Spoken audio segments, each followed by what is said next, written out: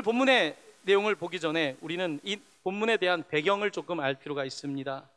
여러분, 사도 바울이 다메섹에서 예수 그리스도를 만난 이후에 그가 복음 전파에 애를 쓰게 됩니다. 그가 세계 1차 전도 여행을 터키를 중심으로, 소아시아 중심으로 마치고 예루살렘으로 돌아오게 됩니다. 당시에 예루살렘에 있는 교회의 지도자들은 유대인들이었습니다. 유대인들은 사도 바울을 통해서 이방인에게 복음이 전파된다는 이야기를 듣고 나서 하나님께 감사하고 이방인 사역을 위해서 이제 선교사들을 파송하게 됩니다. 바로 사도 바울을 중심으로 한 선교 일행이 2차 이제 세계 전도 여행을 떠나가게 됩니다. 그가 세계 전도 여행을 두 번째로 떠나가게 되면서 그가 주안점을 뒀던 것은 첫 번째 선교 여행에서 세웠던 교회들을 돌아보고 거기를 중심으로 해서 또 교회를 확장하는 일이었습니다. 그런데 그가 아시아 터키 지역으로 가려고 하는데 하나님께서 그의 움직임을 막으십니다. 쉽게 이야기하면 그는 동쪽으로 가고 싶어 했는데 하나님께서 그를 서쪽 방향으로 이끄시는 장면이 사도행전 16장에 등장하고 있는데요, 16장 6절은 이렇게 기록하고 있습니다. 성령이 아시아에서 말씀을 전하지 못하게 하시거늘. 성령이 아시아에서 말씀을 전하지 못하게 했다는 것은 아시아를 하나님께서 포기한 것이 아니라 하나님의 계획이 유럽 쪽으로 열리는 것을 보여주고 있는 것입니다. 그 밑에 16장 7절은 이렇게 기록합니다. 비두니아로 가고자 애쓰되 예수의 영이 허락하지 아니하시는지라. 하나님의 영이 허락하지 않기에 그는 드로아라고 하는 곳에 가서 그 유명한 마케도니아 환상을 보게 됩니다. 마케도니아는 그리스 북쪽에 있는 지역입니다. 마케도니아와 위쪽에 유고슬라비아가 있는 그쪽 지역을 말하는 것입니다. 이 마케도니아 사람의 환상을 보고 그가 경로를 동쪽에서 서쪽을 향하게 됩니다. 그래서 마케도니아 쪽에 있는 빌립보에 첫 번째 유럽 교회를 세우게 되고, 그러면서 그가 이 그리스의 북쪽에 있는 데살로니가, 또 그 옆에 있는 베레아의 교회를 세우게 됩니다. 그러면서 그리스 남단으로 여행하면서 그가 아테네까지 오게 되고, 아테네에 이어서 고린도로 가게 되는 이와 같은 2차 세계 전도 여행이 펼쳐지게 되는 것입니다. 바로 이와 같은 배경에서 그가 마케도니아를 시작으로 유럽 교회를 전도하게 되는데 그가 그리스의 남단인 아테네까지 오게 된 것입니다. 자, 이제 바울이 아테네에 도착했습니다. 그런데 그가 일행을 기다립니다. 디모데와 실라, 그의 일행들을 기다리고 있으면서 이제 아테네를 구경하게 됩니다. 여러분 아테네를 처음 가신다면 어디부터 가시겠습니까? 아마 파르테논 신전을 가지 않으시겠습니까? 이미 파르테논 신전은 당시로부터 400여 년 전에 세워져 있었고, 아마 그리스에는 벌써 많은 신전들이 있어서 역사적으로 볼 것이 많은 곳이었습니다. 그런데 지금 사도 바울은 여행객으로 가서 파르테논 신전을 보면서 야, 이 건물이 대단하다, 이들의 역사가 대단하다, 이것을 본 것이 아닙니다. 그럼 아테네에서 사도 바울은 무엇을 보았겠습니까? 사도행전 17장 16절은 사도 바울의 아테네에 도착해서 느꼈던 첫 번째 인상에 대해서 이렇게 말씀하고 있습니다. 바울이 아덴에서 그들을 기다리다가 그 성에 우상이 가득한 것을 보고 마음에 격분했다는 것입니다. 아테네의 좋은 신상들을 보고, 좋은 성전을 보고 그가 대단하다고 건축물에 환희를 느낀 것이 아니라 오히려 격분했다고, 우상들에 격분했다고 말하고 있는 것입니다. 여행객과 선교사의 차이점이 여기에서 발생하는 것을 보게 됩니다. 그는 이곳에서 격분하고 어떻게 하면 이 우상 숭배하는 사람들에게 복음을 전할까를 고민하게 되었던 것입니다. 특별히 이곳은 많은 신들이 있는 나라입니다. 우리가 선교하는 네팔과 일본처럼 많은 신들이 있는 이 헬레 문화의 중심인 그리스에서 어떻게 복음을 전해야 될 것인가. 또한 자신들의 지식과 철학을 자랑하는 소크라테스와 플라톤과 아리스토텔레스 같은 위대한 고대 사상가를 낸 이 헬라 문화권 안에서 어떻게 복음을 전해야 되는가, 그는 아마 고민하며 기도했을 것입니다. 그러면서 그는 복음 전할 기회를 얻습니다. 유대인들에게 먼저는 회당에서 복음을 전하게 되고, 이제는 회당에 있는 유대인들이 아니라 회당 바깥에 있는 헬라 사람들에게 복음을 전할 기회를 얻게 됩니다. 당시의 사람들은 철학 듣기를 좋아하고 종교에 대한 말을 하는 것을 좋아했기 때문에 외부에서 온 사도 바울의 말에 귀를 기울였습니다. 사람들이 모여있는 그 중심지에서 사도 바울이 사람들에게 17장 22절에 이렇게 그의 설교를 시작합니다. 아덴 사람들아, 아테네 시민 여러분, 너희를 보니 범사에 종교심이 많도다. 여러분, 참 종교성이 강합니다. 여러분, 칭찬입니까? 칭찬이 아닙니까? 이것은 좋은 말입니다. 여러분, 참 종교성이 많습니다. 여러분, 나름대로 참 아름다운 종교적인 전통을 가지고 있습니다 라고 말합니다. 여러분, 선교지에 가서 처음부터 내가 격분할 수 있습니다. 우상 숭배하는 모습을 보면서 화가 날 수 있습니다. 그렇다고 해서 선교지에 가서 화를 내는 것은 선교사의 모습은 아니겠지요. 결국 선교라고 하는 것은 그들의 다른 문화권에 가서 그들을 존중하고, 종교가 다르다고 할지라도 그들을 존중하며 그들에게 예수 그리스도가 왜 필요한지에 대해서 말하는 것이 바로 선교의 핵심일 것입니다. 사도 바울은 그들에게 범사에 종교성이 많다고 말하면서 그들에게 복음을 전하기 위한 접촉점을 만들고 있습니다. 여러분, 종교성이 많습니다. 그런데 여러분이 알지 못하는 것에 대해서 제가 말씀드리려고 합니다. 여러분, 참 좋은 신전들이 있습니다. 참 대단합니다. 하지만 저는 유대인인데 여러분께 내가 만난 신에 대해서, 내가 만난 종교에 대해서 여러분께 말씀을 한번 드려보려고 합니다. 이와 같은 태도를 취하고 있는 것입니다. 특별히 오늘 읽은 구절 가운데에서 17장 23절은 아테네 사람들과 접촉점을 만드는 사도 바울의 선교사로서의 놀라운 모습을 담고 있는데요, 우리 한번 화면을 보면서 한 목소리로 봉독하도록 하겠습니다.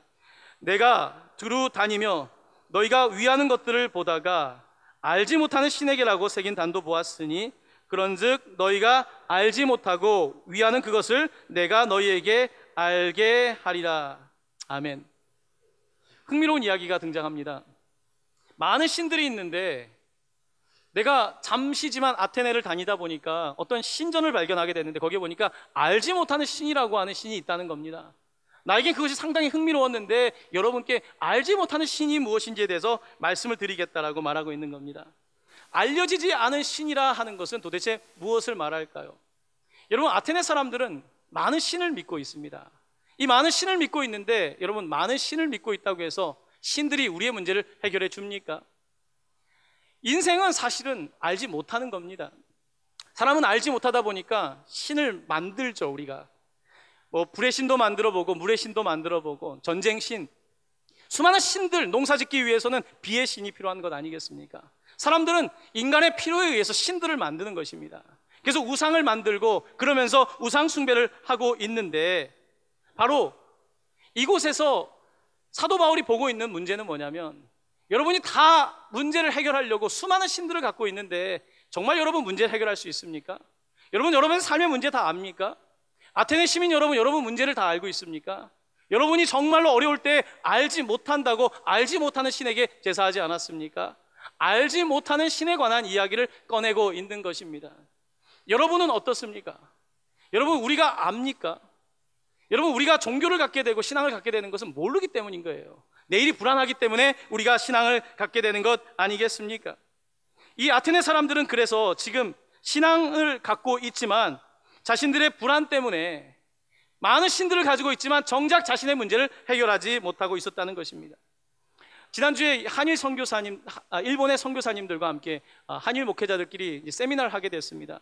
일본 교회에 관한 설명을 하는데 어떤 목사님께서 왜 일본에 기독교가 빨리 전파되지 않는가에 대해서 나름대로 이렇게 말을 하더라고요. 여러분 잘 아시다시피 일본 사람들은 아이가 태어나면 신사에 가지 않습니까? 신토이즘, 신사에 가게 되고요. 또한 결혼을 할 때는 이분들은 또 서양 문화에 대한 동경이 있어서 교회에 가지 않습니까? 또 목사 중에도 주례만 하는 가짜 목사도 있는 거 아시지 않습니까? 일본에 가면 교회도 그냥 결혼 위한 교회가 있고요, 목사 안수 안 받았는데 그냥 가운만 입고 주례해주는 목사가 있습니다. 또한 죽을 때는 어디 갑니까? 불교식으로 합니다. 대부분은 불교식으로 한다는 겁니다. 일본 사람들은 그래서 여러 가지 종교를 갖는 거에 대해서 별로 불편해하지 않는다는 겁니다. 여러분, 그런데 일본은 상당히 불안한 나라입니다. 역사적으로 지진이 많고 해일이 많고 많은 신들을 가지고 있는 거예요. 많은 신들이 있는데 이 신들이 우리를 보호해주지 못하는 겁니다. 그래서 이쪽 신도 붙잡아보고 저쪽 신도 붙잡아보고 삶의 필요에 따라 신들을 찾고 있는 것입니다. 이것이 비단 일본 사람들의 이야기이겠습니까? 이것이 비단 아덴 사람들만의 이야기겠습니까? 여러분은 혹시 그러지 않습니까? 성도님들 중에도 이제 고3 이제 수능 시험이 얼마 남지 않았습니까? 이때쯤 되면 이제 교회를 더 자주 오시는 분들이 있습니다.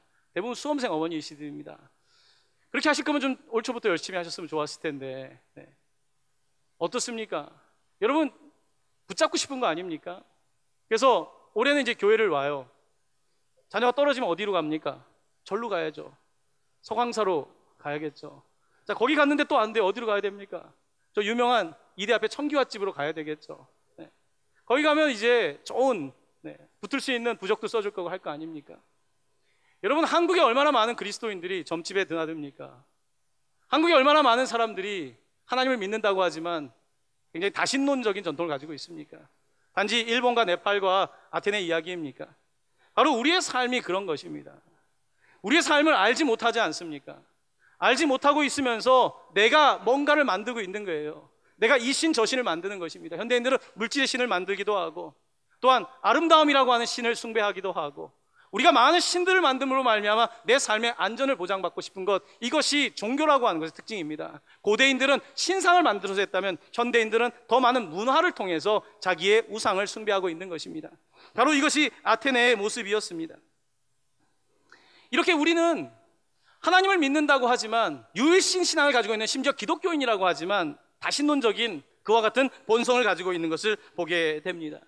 오늘 사도 바울은 이 아덴에 있는 사람들에게 도전을 하고 있습니다. 여러분들이 다 신들이 많고 잘 살고 있는 것 같은데, 여러분, 아테네는 지금 과거의 영광은 사라지지 않았습니까? 당시에 아테네는, 지금 아테네 가도 그렇습니다. 파르테논 신전도 그렇고 아테네 그렇게 볼 게 많은 게 아닙니다. 당시 사도 바울이 방문할 때 아테네는 이미 과거의 영광 속에 살던 도시였습니다. 소크라테스를 말하고 신전을 말하고 있지만 과거의 위용이 사라졌는데, 그들은 이렇게 말합니다. 우리의 신들을 말하고 있지만 정작 그들은 알지 못하는 신을 모르고 있는 겁니다. 자신들의 삶의 문제를 해결할 신을 아직 만나고 있지 못한 것입니다. 그래서 사도 바울은 그들에게, 바로 신들을 알고 있지만 정말 우리를 구원하시는 여호와 하나님을 알지 못하는 그들에게 바로 메시지를 전해주고 싶은 것입니다. 사도 바울은 수많은 신들이 있지만 그들 가운데 불안함을 보았습니다. 종교생활을 하고 있지만, 물질적인 번영을 누리는 것 같아 보이지만, 수많은 철학과 지식으로 무장하고 있지만 그들 가운데 있는 불안함을 본 것입니다. 그들의 불안함을 보았기 때문에 그들에게 불안을 해결할 수 있는 유일한 길을 제시하고 싶은데, 바로 그게 무엇이겠습니까? 바로 예수 그리스도인 것입니다. 바로 그 예수 그리스도에 관하여 말하고 싶었던 것입니다. 여러분 아시다시피 사도 바울도 상당히 공부 많이 한 사람이었습니다. 그는 헬라 철학을 공부했습니다. 오늘 그의 청중들 가운데는 스토아 철학자들이 있었고 에피쿠로스 학파의 철학자들이 있었습니다. 고대 상당히 높은 수준의 철학을 하는 사람들이 그의 앞에 있었습니다. 사도 바울도 종교적인 열심을 했던 사람입니다. 얼마나 그의 유대교인으로 열심히 살았습니까? 그런데 그의 철학과 그의 종교가 그를 구원하지 못함을 그는 알았습니다. 내가 철학과 종교를 열심히 하고 있지만 내 삶을 구원하지 못하는 그의 모습 속에서 그는 다메섹에서 예수 그리스도를 만나고 맙니다. 예수 그리스도를 만난 이후에 그는 내 지식이 나를 구원하는 것이 아니라, 세상의 수많은 종교들 가운데 내가 믿고 있는 유대교가 나를 구원하는 것이 아니라, 바로 하나님께서 보내신 예수 그리스도를 만나지 않으면 내가 구원받을 수 없다는 사실을 깨닫게 되었던 것입니다. 바로 그 사실을 오늘 이 아테네에 있는 시민들에게 말하고 싶은 거예요. 접촉점을 찾기 어렵다 보니까 그들에게 알지 못하는 신이라고 하는, 그들이 믿고 있는 신에 관하여 이야기를 하면서, 여러분은 알지 못하는 사람들 아닙니까? 여러분이 다 하고 있는 것 같지만 여러분의 삶의 문제 해결할 수 있습니까? 불안하지 않습니까? 어떻게 해야 됩니까? 내가 만난 내 삶의 문제를 해결한 예수 그리스도에 관하여 여러분에게 증언하고 싶습니다. 바로 이것이 오늘 본문에 펼쳐지는 내용입니다. 여러분 잘 아시다시피 베드로와 요한이 예루살렘 앞에서 이제 미문호를 지나가다가 안진뱅이를 보지 않습니까? 그들이 안진뱅이를 볼 때 여러분 어떻습니까? 안진뱅이를 보면 장애가 있기 때문에 불쌍할 수 있고, 가난하니까 불쌍할 수 있지만, 베드로와 요한이 그들이 불쌍했던 이유는 그가 장애인이었기 때문이 아닙니다. 그가 가난했기 때문이 아닙니다. 그에게 예수가 없기 때문에, 생명이 없기 때문에, 그래서 그것이 불쌍했던 것입니다. 여러분, 장애를 가지고 있다는 것이 불행한 이유입니까? 가난이 불행한 이유입니까? 아닙니다. 예수 생명이 없는 것이 불행한 일인 것입니다. 바로 주님의 제자들은 그것을 경험한 거예요. 사도 바울은 그것을 경험하게 되고 아테네에 가서 여행하는 것이 아닙니다. 파르테논 신전을 보고 놀라는 것이 아니라 그들 안에 있는 불쌍함, 그들 안에 있는 불안함, 그들 가운데 있는 삶의 근본적인 문제를 바라보았던 것입니다. 바로 이것이 사도 바울이 지금 말하고자 하는 바였습니다. 오늘 말씀해 보면 이제 가장 핵심적인 설교의 내용이 있습니다. 그것은 바로 오늘 17장 30절 31절인데요. 제가 지금까지 드렸던 말씀을 최종적으로 정리하는 내용의 설교문이 펼쳐집니다. 우리 한번 한 목소리로 같이 봉독하도록 하겠습니다. 알지 못하던 시대에는 하나님이 간과하셨거니와 이제는 어디든지 사람에게 다 명하사 회개하라 하셨으니 이는 정하신 사람으로 하여금 천하를 공의로 심판하실 날을 작정하시고 그를 죽은 자 가운데서 다시 살리신 것으로 모든 사람에게 믿을 만한 증거를 주셨음이니라 하니라. 아멘. 자, 오늘 이 본문 말씀을 보십시오. 사도 바울은 아테네 사람들에게 알지 못하는 시대에는 하나님이 간과하셨습니다. 여러분, 예수님이 오시기 전까지는 여러분 어쩌면 책임이 없을지도 모릅니다. 하나님께서 간구하셨습니다. 하지만 뭐라고 합니까? 이제는 다릅니다. 예수님이 오셨고 예수를 증거하는 복음을 듣고 나서 이제는 다른데 뭐라고 합니까? 어디든지 사람에게 다 명하사 회개하라 하셨다는 겁니다. 신들을 앞에 놓고 지식과 철학을 앞에 놓고 자기를 숨기고 있는, 회개하지 않고 있는 이 시대의 문제를 그는 지적하며 예수님이 오신 이후에 여러분이 가지고 쓰고 있는 가면과 여러분이 가지고 있는 온갖 자신들을 치장하고 가장하고 있는 것들을 벗겨내고 회개하지 않으면 안 됩니다. 더 이상은 핑계할 수 없습니다. 내가 예수님을 만난 이후에 이것은 너무나 명확한 사실이 되었습니다 라고 선포하고 있는 것입니다. 그러면서 그는 이렇게 말합니다. 이는 정하신 사람으로 하여금, 정하신 사람 누굽니까? 예수 그리스도를 말하는 것입니다. 정하신 사람 예수 그리스도로 말미암아 천하를 공의로 심판한 날을 작정하셨다는 것입니다. 이제 예수님께서 우리 가운데 오셔서 여러분 핑계할 수 없습니다 라고 말하고 있는 것입니다. 오늘 말씀의 핵심은 그겁니다. 아테네 사람들은 모르고 있다는 것입니다. 삶의 문제를 어떻게 해결해야 될지, 자신들의 정작 문제가 무엇인지 모르고 있는데, 여러분 이제 모르는 일이 아닙니다. 이제 분명히 나타났습니다. 그전에는 여러분 신을 더듬어 찾지 않았습니까? 더듬어 찾다 보니까 신이 있는 건 아는데 하나님의 형상이 아닌 세상의 형상을 만들지 않았습니까? 더듬어 신을 만들었는데 이제 더 이상 더듬을 필요가 없습니다. 더듬을 필요가 없습니다. 분명히 여러분 눈앞에 나타나지 않았습니까? 하나님께서 예수를 보내셨습니다. 내가 만난 예수가 누군지 아십니까? 사도 바울이 이렇게 말하는 겁니다. 나도 과거에 그렇게 살았는데, 철학과 지식으로 살았는데 내가 만난 것은 부활하신 예수님이었습니다.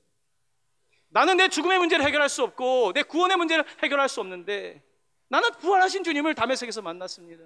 내가 그 예수를 죽이기 위해서 그렇게 애를 썼는데 오히려 나를 위해 돌아가신 예수 그리스도를 만났고 그는 부활하신 모습으로 나에게 나타났습니다. 나는 그것을 보았기 때문에 말하지 아니할 수 없습니다. 지금까지 여러분이 몰랐다고 한다면, 알지 못하는 신을 예배했다고 한다면 여러분 더 이상 핑계하지 마십시오. 알지 못하는 신이 아니라 하나님께서 이제 분명히 보여주셨습니다. 내가 보았습니다. 여러분 보셔야 합니다. 믿으셔야 합니다. 이것이 사도 바울이 지금 애타게 설교하고 있는 내용인 것입니다. 그렇습니다.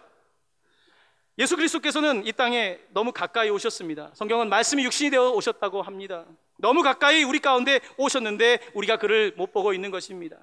요한일서 1장 1절은 이렇게 말씀하고 있습니다. 우리 한번 또 한 목소리로 봉독하겠습니다.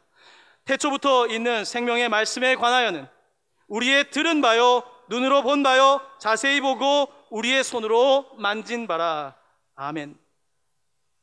사람들은 하나님이 먼 곳에 있다고 생각하는 겁니다. 먼 곳에 있다고 하는 건 뭡니까? 내가 주인 되겠다는 것입니다. 세상에 많은 신들이 있지만 내가 주인 되겠다는 것입니다. 하지만 태초부터 이 땅을 창조하시고 알파와 오메가 되신 하나님께서는 이제 때가 이르렀으며 그러므로 예수 그리스도 이 땅에 보내주셔서 여러분들이 직접 보게 하신 겁니다. 직접 듣게 한 것입니다. 보고 만질 수 있는 분으로 오신 겁니다. 우리가 그 일에 대하여 증인입니다. 그리고 그 증인인 것은, 확실한 것은 여러분 우리의 삶이 변했습니다. 나도 전에 이런 사람이 아니었습니다. 나도 죄인이었고 나도 여러분과 성정이 똑같은 사람입니다. 하지만 예수를 믿고 나서 나는 상상할 수 없는 생명을 얻게 됐습니다. 그래서 지금 여러분 앞에 와서 여러분과 제가 상관이 없을지 모르지만 저는 이 아테네 선교 자리에 있는 것입니다. 사도 바울의 목소리인 것입니다. 바로 이것이 우리가 아테네에서 현장에서 듣고 있는 복음입니다. 여러분, 하나님과 많은 사람들은 숨바꼭질을 하려고 합니다. 여러분 어릴 때 숨바꼭질을 해보셨습니까? 숨바꼭질을 하면 보통 술래가 이제 숨은 친구를 찾으러 갈 때 보통 멀리서 찾습니다. 근데 꼭 술래는 어디에 있습니까? 아주 가까운 데 숨어 있습니다. 생각하지 못했던 아주 가까운 곳에 숨바꼭질 할 때 그 친구가 숨어 있습니다. 여러분, 하나님은 멀리 계시지 않습니다. 하나님이 멀리 계시지 않습니다. 성경은 우리에게 하나님이 너무 가까이 계시다는 겁니다. 특별히 우리 시대에 예수 그리스도가 이 땅에 오신 이후에 너무나 분명하게 하나님께서 가까이 계신다는 겁니다. 근데 사람들이 하나님을 찾지 못하고 먼 곳에 가서 찾는다는 것입니다. 먼 곳에서 어려운 공부를 하면, 먼 곳에 가서 신을 믿으면, 많은 우상들을 세워놓고 내가 안전을 보장받으면 될 거라고 생각하지만 그렇지 않습니다. 하나님은 너무나 가까이에 우리 가운데 계시다는 것입니다. 사랑하는 성도 여러분, 불안하십니까? 불안하게 이것저것 잡으십니까? 여러분, 물에 빠지면 불안하고 죽을 것 같지 않습니까? 허우적거려 보신 적 있습니까? 지푸라기라도 붙잡으려고 하지 않습니까? 저도 물에 빠져 죽을 뻔한 적이 몇 번 있습니다. 수영 못할 때입니다. 무엇이라도 잡으려고 하지만 더 빠져 들어가지 않습니까? 여러분, 여러분의 인생을 지금 그렇게 아무거나 잡으려고 하십니까? 여러분 아직까지 다신론적인 삶을 사십니까? 아직까지도 여러 신을 붙잡고 하나님과 거래하고 있습니까? 그렇다고 한다면 아직 기독교인이 된 것이 아닙니다. 기독교의 복음은 우리에게 유일신 신앙을 요구하고 있는 것입니다. 유일신 신앙은 무척 어려운 겁니다. 유일신 신앙은 우리에게 요구하는 것이 많습니다. 여러분 다신교는 요구하는 것이 별로 없습니다. 이것도 믿어도 되고 저것도 믿어도 되는 겁니다. 안전장치를 많이 만들어 놨습니다. 하지만 기독교의 복음은 여러분에게 그런 안전장치를 놓으라는 것입니다. 많은 신들을 붙잡고 내가 붙잡고 있는 것을 붙잡는 것이 아니라 하나님께 헌신할 때 하나님께서 여러분을 붙잡아 주신다는 그 삶의 경험을 하라는 것입니다. 이것이 기독교의 복음이며 이 복음 때문에 바로 사도 바울은 이 유럽을 누볐던 것입니다. 다신론이 강했던 유럽이 기독교화됩니다. 바로 이 신앙을 붙잡게 되는 놀라운 역사가 그 땅 가운데 벌어지게 된 것을 보게 되는 것입니다. 여러분, 꼬마 아이들이 숨바꼭질을 가장 처음 배우는 게 깍꿍놀이라고 하죠. 깍꿍은 일종의 숨바꼭질입니다. 아이들이 아직 인지 발달이 안 됐을 때 깍꿍 하면 아이들이 엄마가 있었다가 없어졌다가 생겼다가 이걸 반복할 때 놀랍니다. 아직 인지 발달이 덜 돼서 그런 겁니다. 여러분 제가 있습니까 없습니까? 얼굴이 있습니다. 여러분 인지 발달이 된 거예요. 인지 발달이 된 사람은 뒤에 사람이 대상이 있다는 걸 압니다. 대상의 항상성이라고 그럽니다. 대상이 항상 있다는 걸 압니다. 하지만 어린아이들은 대상 항상성을 갖고 있지 않습니다. 대상이 항상 존재한다는 걸 깨닫지 못합니다. 많은 사람들은 하나님과 숨바꼭질을 합니다. 하나님이 있었다 없었다고 한다고 생각합니다. 하나님이 과연 있었다 없었다는 분일까요? 하나님은 태초부터 지금까지 한 번도 없었던 적이 없습니다. 항상 계십니다. 그런데 하나님을 우리가 찾지 않는 것입니다. 하나님을 우리가 계심에도 불구하고 그를 만지려고 하지 않고 보려고 하지 않는 것입니다. 왜냐하면 다른 것들이 나를 지켜줄 거라고 하는 환상과 착각 속에 살고 있기 때문입니다. 여러분 오늘 말씀을 정리하며 여러분들과 시편 139편 7절에서 10절 말씀을 함께 읽고 싶습니다. 우리 한번 한 목소리로 같이 봉독하겠습니다. 내가 주의 영을 떠나 어디로 가며 주의 앞에서 어디로 피하리이까? 내가 하늘에 올라갈지라도 거기 계시며 스올에 내 자리를 펼지라도 거기 계시니이다. 내가 새벽 날개를 치며 바다 끝에 가서 거주할지라도 거기서도 주의 손이 나를 인도하시며 주의 오른손이 나를 붙드시리이다. 아멘. 시편 기자는 하나님은 어디나 계시다고, 하늘 끝에도 심지어 지옥과 같은 스올의 끝자리라도 또한 바다 끝에라도 계시다고, 하나님은 항상 계신 항상성을 가지고 있는 분이라고 증언하고 있는 것입니다.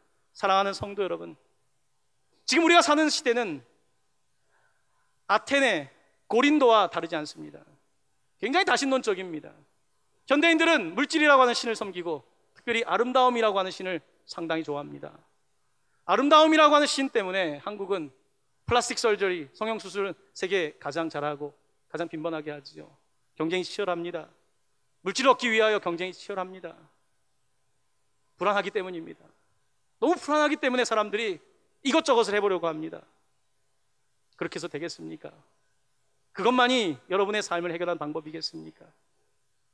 오늘 아테네 사람들을 향해서 사도 바울은 그들의 눈을 보고 있습니다.